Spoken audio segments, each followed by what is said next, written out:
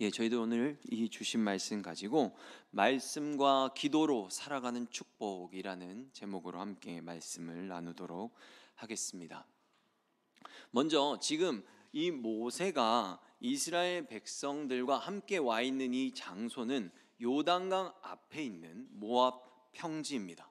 모세는 그곳에서 이스라엘 백성들에게 마지막 설교를 하고 있습니다.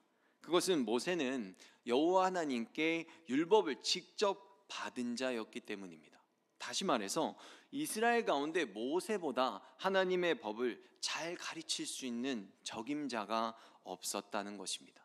그런데 이런 적임자가 요단강을 건너서 가나안에 입성할 수 없었기 때문에 이 요단강 앞에 있는 모압 평지는 모세에게 율법을 배울 수 있는 마지막이고 동시에 최적의 장소였던 것입니다.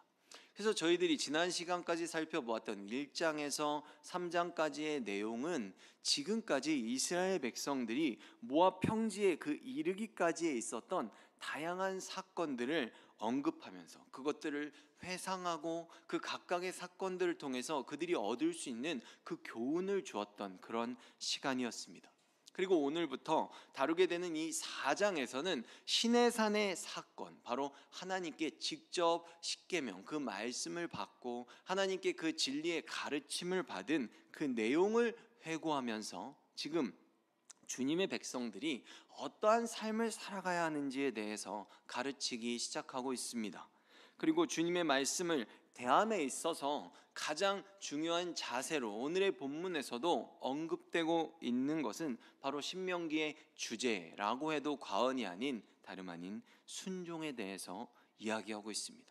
그래서 1절에서부터 14절에 나오는 그 동사들 중에 순종과 관련된 것을 한번 생각해 보면 1절에는 준행하라, 2절에는 지키라, 5절에는 행하게 하려 함인즉, 6절에 지켜 행하라, 9절에 힘써 지키라, 13절에 지키라 명령하셨으니 14절에 행하게 하려 하심이라. 이렇게 14번의 구절에 14개의 구절에 총 7번이나 이처럼 지금 모세의 가르침의 핵심은 바로 행하라, 하나님의 말씀을 순종하는 것에 지금 초점을 맞추고 있는 것입니다.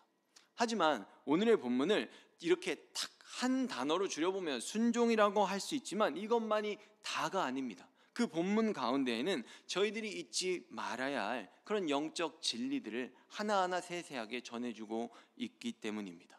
첫째로, 듣는 것은 행하는 것이고 행하는 것이 듣는 것입니다. 모세가 1절에 규례와 법도를 듣고 준행하라고 그 교훈할 때 듣다 라는 동사는 그 한 가지의 동사에 행하다 라는 의미를 함께 가지고 있습니다. 저희들이 신명기를 다루면서 제가 누누이 강조해 왔듯이 듣다 라는 동사와 순종하다 라는 동사는 같은 동사입니다. 근데 그 문장의 문맥에 따라서 그것을 듣는다 라고 우리가 그것을 이해할 것인지 아니면 그것을 행하다 라고 이해할 것인지, 그래서 오늘의 이 본문도 여러 다른 성경들을 보면 어떤 성경에는 주님의 법도와 규례를 행하라 라고 돼 있고 또 어떤 성경에는 주님의 법도와 규례에 귀 기울이라, 그것을 들어라 라고 번역되어 있다는 것입니다. 그래서 저희들이 생각할 때 하나님의 말씀을 들을 때 우리들이 가장 조심해야만 하는 부분은 무엇인가 하면 듣는 것과 행하는 것을 구분하려는 그 시도 자체가 잘못됐다는 것입니다. 성경은 우리들에게 그렇게 말하고 있지 않는다는 것입니다. 로마서 2장 13절의 말씀을 한번 보면 하나님 앞에서는 율법을 듣는 자가 의인이 아니요 오직 율법을 행하는 자라야 의롭다 하심을 얻으리니. 아멘. 그러므로 여러분, 만약 말씀을 행하지 않았다면 그것은 여호와의 말씀을 하나님이 보실 때 듣지 않은 겁니다. 여러분, 요새는 그렇지 않지만 고대 시대에는 사람들이 입는 그 옷에 따라서 이렇게 멀리서 그 사람을 보기만 해도 그 사람의 신분을 알 수 있었습니다. 그러면 그 옷을 입고 있는 사람을 딱 보고 그 신분을 알았을 때 우리는 대충 그 사람이 지금 그 순간에 어떤 행동을 해야만 되는지 예측할 수 있었을 것입니다. 왕이면 왕으로서, 또 종이면 종으로서, 그리고 제사장이면 제사장으로서 그 옷에, 그 신분에 맞는 행함들을 그들이 행하면서 살아갔다는 것입니다. 그런데 그 옷을 보면 그것을 알 수 있었는데, 그렇다면 과연 하나님의 사람들인 지금의 우리들은 하나님이 보실 때 어떤 옷을 입고 있는지 한번 생각해 보자는 것입니다. 요한계시록 19장 8절의 말씀을 제가 쉬운 성경으로 읽어보면, 빛나고 깨끗한 흰 못이 옷을 입었으니 그 옷은 성도들의 의로운 행위를 뜻한다라고 되어 있습니다. 성경은 지금 의로운 행위, 말씀을 행하는 그 의로운, 그리고 공평하고 정의로운 하나님의 법도와 규례를 그 행하는 행위 자체가 우리들의 의복이다라고 말하고 있다는 것입니다. 빛나고 깨끗한 흰 모시옷은 그럼 누가 입었느냐라고 하면 다름 아닌 구약시대의 제사장들이 입었던 옷입니다. 하나님의 말씀을 행하고 전함으로써 나도 살고, 그리고 나의 주변에 있는 영혼들도 살리는 그 왕같은 제사장의 삶을 살아가는 우리들의 그 삶을 참으로 잘 나타내주는 그런 모습이 아닐 수 없습니다. 그런데 여기서 놀라운 교훈이 이어져서 성경에 선포되고 있습니다. 그리하면 너희가 살 것이요. 이러한 행함에 제사장의 옷을 입고 있는 자들이 살 수 있고, 또 지금 하나님이 보셨을 때 살아 있다는 것입니다. 그러면 반대로 여러분 어떻습니까? 말씀을 행하지 않고 제사장의 그 행함의 옷을 입지 않고 있는 사람들은 어떻게 된다? 죽는다는 것입니다. 지금 하나님이 보실 때 죽어 있다는 것입니다. 그래서 우상을 숭배하지 말라고, 우상의 행위와 풍습들을 따라 살지 말라 그랬는데, 너희 중에 있던 그 일부의 사람들이 그 바알 부호를 따르다가 말씀을 행해야 사는데 행하지 않아서 진짜로 죽었다. 그런 경험을 너희들이 경험해보지 않았느냐? 가나안 땅에 가서 말씀을 행하지 않으면 거기서도 얼마든지 죽을 수 있다라고 말하고 있다는 것이죠. 우리들의 그 의복, 그 의복을, 올바른 행실의 의복을 입지 않았을 때 우리들은 하나님 앞에 죽어있는 자로 비춰질 수 있다는 것입니다. 이것은 성경이 우리들에게 말해줍니다. 사람이 그냥 이 육신만, 껍데기만 살아있다고 살아있는 것이 아니라는 것입니다. 적어도 하나님의 눈에는 말씀을 행하는 자, 빛나고 깨끗한 그 흰색 모시 옷을 입고 있는 제사장적 삶을 살아가는 사람들이 바로 살아있는 영혼들이라는 것입니다. 그런데 저희가 말씀을 행함에 있어서 한 가지 주의해야만 할 점을 2절에 이어서 이야기해 주고 있습니다. 가감하지 말고 지키라는 것입니다. 여러분, 무언가를 가감하지 않고 지킨다라고 하는 것은 그 말을 우리들에게 준 그 사람, 말씀을 허락하신 여호와 하나님의 주권을 인정하는 것입니다. 만약에 그 사람이 나와 수직적 관계가 아니라 수평적 관계라고 생각하고 어떤 말을 들으면 어떻게 할까요? 뺄 건 빼고, 그죠? 넣을 거는 넣으면서 지키겠죠. 그러나 그러지 말라고 말씀하시는 것은 하나님의 절대적인 권위를 그 말씀 가운데서 우리가 인정하며 살아야 된다는 것을 지금 강조하고 있는 것입니다. 우리들에게는 그런 권한이 없다는 것이죠. 이거는 좀 힘들겠는데? 요거는 내일은 내가 좀 그 높으신 분을 만나니까 요거는 내가 그 다음 날부터 지켜야 되겠다. 어떤 이런 일들을 우리들의 삶이나 환경, 그 어떤 때에 맞춰서 너희들 마음대로 조정하는 것은 말씀을 행하는 아주 기본적인 자세가 아니라고 지금 우리들에게 말씀해주고 계신 것입니다. 근데 여러분, 이 맥락을 보면 이런 생각 자체가 틀렸다는 것을 알 수 있습니다. 말씀을 행하는 것이 우리를 살게 하는 것이라 그랬잖아요. 근데 내가 내일은 안 해봐야 되겠는데 라고 하면 내일은 죽겠다는 뜻일 수 있어요. 그죠? 우리들이 하나님 앞에 언제든지 살아있는 자로 존재하기 위해 우리들이 말씀을 행하는 것이 우리들의 생명의 근원이라고 생각했을 때 우리들은 그것에 대해서 끼고 빼고 더하고를 우리들의 뜻대로 전혀 할 생각을 하지 말아야 한다는 것입니다. 그러니 우리들 말씀을 행하되 부디 그 말씀 그대로를 따르기를 진심으로 부탁을 드립니다. 그렇다면 여러분, 헌데 빛나고 깨끗한 흰 모시옷은 하나님이 우리들을 보시는 모습일 것입니다. 그러면 과연 오늘의 본문에서 나오는 이 세상 사람들이 그런 우리들을 바라보는 세상의 시선과 그들의 생각은 과연 어떠하다고 주님께서 말씀해 주시는지 생각해 보기를 원합니다. 오늘의 6절의 말씀을 한 번 더 읽어보면 너희는 지켜 행하라. 이것이 여러 민족 앞에서 너희의 지혜요 너희의 지식이라. 그들이 이 모든 규례를 듣고 이르기를 이 큰 나라 사람은 과연 지혜와 지식이 있는 백성이로다 하리라. 아멘. 여러분, 이스라엘은 큰 나라가 아닙니다. 이스라엘 주변에 이스라엘보다 작은 나라가 없습니다. 우리나라도 사실 뭐 큰 나라라고 여러분 자부하십니까? 그러지 않죠. 우리나라가 이스라엘 크기 5배입니다. 굉장히 큰 나라예요. 근데 이스라엘이 이런 칭송을 받게 된다는 것입니다. 그 주변의 민족들로 하여금 하나님의 말씀을 잘 준행하는 삶을 그들이 살아갈 때 주님께서 그들이 너희들을 큰 나라로 여기게 될 것을 지금 명확하게, 지금 분명하게 약속해주고 계시는 것입니다. 그것은 그들이 커서도 아니요, 바로 그들에게 그 의롭고 정의로운 규례와 법도를 주신 하나님이 크시기 때문입니다. 우리가 하나님의 말씀을 전할 때 내가 잘나서 우리가 뛰어나서가 아니라 그 말씀 자체의 권위가 있기 때문에 하나님의 말씀을 전하고 그 말씀을 행하며 살아가는 사람들은 자연스럽게 권위가 생기게 되어 있습니다.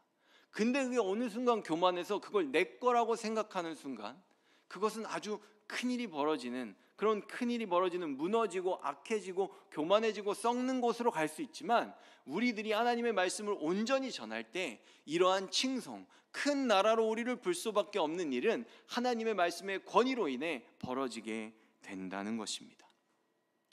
바로 크고 위대한 민족으로 여기게 된다는 것이죠. 우리가 그 말씀의 행함의 옷을 입고 있을 때 그들이 뭐라 그럽니까? 그것이 우리들의 지혜로 보이고 그것이 우리들의 지식으로 보이고 그것이 우리들의 통찰력으로 그들에게 인식되어진다는 것입니다.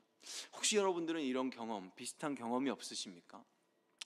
그 사람 좀 이렇게 그냥 평범하게 봤는데 어느 위기의 순간에 어떤 지혜와 지식을 딱 기질을 발휘해서 그 문제를 딱 해결했을 때 갑자기 딱 봤는데 너무 커 보이는 거예요. 그 사람이 제가 원래 저렇게 좀 빛이 났었나, 이런 후광이 나면서.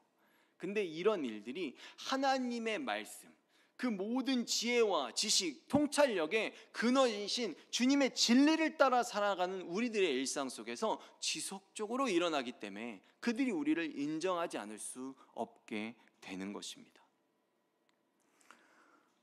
바로 하나님의 말씀을 가감없이 행할 때 그 여러 민족들의 시각과 우리를 바라보는 그 생각들 속에서 이런 일들이 일어나게 된다는 것입니다. 여러분, 세상 사람들이요, 우리 기독교인들 별로 신경 안 쓰는 것 같지만 그 사람도 우리를 매 눈으로 바라보고 있습니다. 그래서 우리들이 열심히 하고 잘 살면 말로는 칭찬 안 해도 속으로 이렇게 다 인정하고 있다고 하나님이 알려주고 계시는 것입니다. 잘못하면, 그죠? 다른 사람들은 잘못하면 별로 뭐라 안 하는 것 같은데 우리 교회 사람들이 잘못하면 가만히 안 놔두잖아요. 그것은 우리들이 반대로 살아있다는 증거일 수 있습니다. 우리들이 진리를 행하는 것 자체가 그들의 비방과 더불어 비방의 반대로 그들이 우리를 인정할 수밖에 없는 그런 근거가 될 수 있다고 오늘 성경은 알려주고 있다는 것입니다. 그러니 부디 우리들 하나님 앞에서는 거룩한 제사장의 흰색 모시옷을 입은 백성으로 살아가고 이 세상을 향해서는 큰 민족으로 칭송받으며 살아가기를 축원합니다. 그러면 이제 오늘의 본문에서 제시되는 매우 특별한 두 가지의 시각에 대해서 한번 다루어 보고 마치도록 하겠습니다. 첫째로, 가르치는 것은 배우고 싶게 만드는 것입니다. 여러분, 오늘의 본문에서는요 1절과 5절과 14절에 3번이나 가르쳐야 한다는 것에 대해서 언급하고 있습니다. 근데 히브리어는 가르치다라는 동사가 없습니다. 배우다라는 동사만 있어요. 그래서 가르치는 건 배우고 싶게 만들다라는, 바로 배우다라는 동사의 수동형을 사용합니다. 그래서 바로 여기서 착안해서 실제로 기독교 교육학이라는 학문이 생겨났습니다. 왜? 우리가 그냥 맨날 생각하면서 목회자로서 그런 생각을 할 수 있어요. 왜 내가 성경 공부를 하기만 하면 주무실까? 라는 생각을 할 수 있어요. 그러면서 남들 탓만 하는 거죠. 내가 최선을 다해 준비했는데 어떻게 저렇게 맨날 주무실까? 근데 이 동사를 통해서 목회자들이 자신을 돌아보니 내가 재웠구나, 자고 싶게 만들었구나 라는 생각을 하게 만들게 된 것이죠. 그래서 기독교 교육학은 그냥 아무런 연구나 어떤 가르치는 방식에 대한 어떤 그런 곰곰한 그런 생각 없이 그냥 무작정 선포할 것이 아니라 청중의 입장에서 그것을 어떻게 배울지, 그들의 연령대와 그들의 환경과 그들의 언어와 문화들을 고려해서 가장 효율적인 방법으로 주님의 말씀을 전하는 것을 우리가 연구하자라는 그 생각에 착안해서 이 단어와 더불어 기독교 교육학이 생겨났다는 것입니다. 그래서 이 단어 때문에 설교자들은, 그죠? 가르치는 선생님들은 많이 힘들어지지 않았겠습니까? 안 배우고 싶더라고요. 이렇게 말할 수 있잖아요, 그죠? 핑계가 되면 안 되는데. 그래서 우리들은 바로 이런 마음, 우리가 말씀을 행할 때 우리가 지금 가르치라고 하는, 우리의 후손을 가르치고 우리의 자손들을 가르치고 우리의 주변에 있는 사람들, 우리와 형제와 자매들을 가르칠 때 이것을 그냥 어떤 언어나 문자적으로가 아니라 너희들의 말씀을 행하는 그 삶을 보고 그들을 가르치라는 것입니다. 내가 너를 보니까 나도 예수님 믿고 싶어졌어. 내가 너의 삶을 보니까 나도 신앙생활하면서 살고 싶다. 그런, 내가 부모님을 보니까, 내가 우리 부모님을 기억할 때 나도 부모님 같은 사람이 되고 싶어 라는 그들의 마음에 온전한 가르침이 행해질 수 있는, 진리를 행하는 그 삶이 우리들에게 있어야 한다고 지금 얘기하고 있다는 것입니다. 나도 저들처럼 살고 싶다는 고백이 우리들의 주변에 있기를 소망합니다. 또 한 가지의 시각은 바로 기도에 대한 시각입니다. 7절의 말씀을 보면 우리 하나님 여호와께서 우리가 그에게 기도할 때마다 우리에게 가까이 하심과 같이 그 신이 가까이 함을 얻은 큰 나라가 어디 있느냐. 아멘. 하나님께서 우리가 기도를 할 때 우리들에게 다가오신다라는 표현을 쓰고 있어요.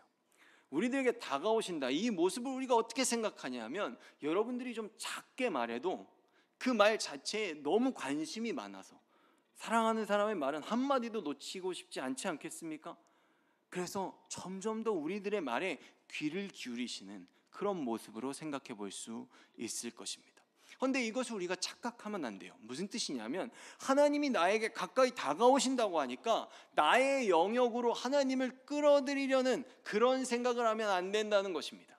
하나님은 내가 아무 말이나 한다고 해서 우리 말을 들어주시는 분 아니고, 내가 하나님을 나의 삶 속으로 끌어들여오는 것도 아니고, 우리들이 해야 되는 것은 우리가 하나님의 영역 안으로 들어가는 것입니다. 주님의 부르심에 응답하면서 말입니다. 그래서 4절의 말씀을 보면 먼저 우선적으로 우리가 하나님께 딱 붙어서 떠나지 않아야 한다라는 것을 먼저 전제하고 있는 것이죠. 하나님에게 딱 붙어서 하나님의 말씀만 따라 살면서 나는 주님이 시키는 대로만 살게요 라고 하나님의 손을 절대로 놓지 않는 그런 자녀의 모습을 우리가 보일 때, 그런 삶을 살기 위한 자녀의 입에서 나오는 모든 기도에 하나님께서는 철저하게 귀를 기울여 주신다는 것입니다. 무엇입니까? 우리가 주님의 뜻을 행할 때 하나님은 우리의 모든 기도에 귀를 기울이시겠다는 응답을, 그런 약속을 지금 주고 계시는 것입니다. 에베소서 3장 20절의 말씀을 보면 우리 가운데 일하시는 하나님께서는 우리가 구하고 생각하는 것보다 훨씬 더 많은 것을 채워 주실 것입니다. 아멘. 이렇게 넘치도록 역사하실 것입니다. 이제 말씀을 맺겠습니다. 여러분, 진리의 말씀을 항상 행하시기를 바랍니다. 그것이 우리가 살아있는 삶 자체라는 것을 기억하기를 원합니다. 그리고 언제나 하나님 편에서 주님의 역사를 위해, 그 말씀의 성취를 위해 기도하며 살아가시기를 바랍니다. 그래서 하나님께 빛나고 깨끗한 흰 모시옷을 입은 그런 왕 같은 제사장으로 꼭 인정을 받으시기를 바랍니다. 그리고 세상으로부터는 정말 지혜와 지식과 통찰력이 넘쳐나는 큰 민족이다라는 그런 칭송을 받으시기를 바랍니다. 또 주변의 사람들과 나의 자손들로부터는 정말 배우고 싶다라는 그런 신앙의 모범으로 살아가시기를 부탁을 드립니다. 그리고 마지막으로 늘 기도에 풍성한 응답, 넘쳐나는 응답이 삶 속에 정말로 늘 있는, 매일매일 그런 삶을 살아가는 복된 인생을 살아가시기를 예수 그리스도의 이름으로 축원합니다.